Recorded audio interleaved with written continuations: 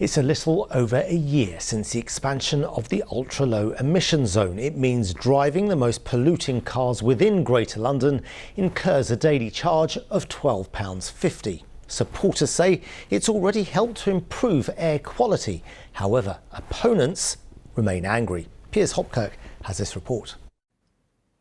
David Greenberg has run his boutique in Old Bexley for more than 40 years. But for him, the first anniversary of the ULEZ Expansion is not a happy one. He says since it was introduced, business is down dramatically. It's been painful for every business. I speak on behalf of every business, every trade in the village. And I would say 25–30% of business has been lost since the ULEZ has come in, because people won't come into the village. You know, it's an added cost.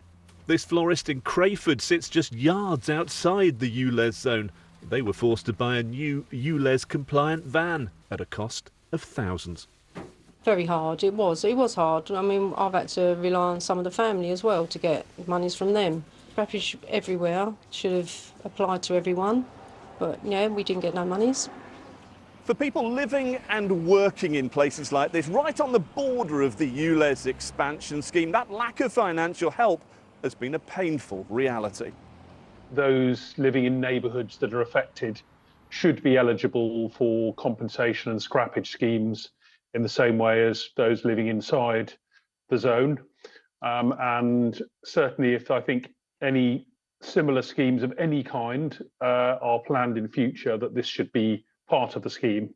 London's mayor insists ULEZ's aims are being achieved. According to his office, nitrogen dioxide levels in outer London are around 21% lower, the equivalent of removing 200,000 cars from the road for 1 year. The emissions reductions are even greater than we thought they'd be when we set out the scheme. We can see that the vast majority of vehicles are compliant, 96%.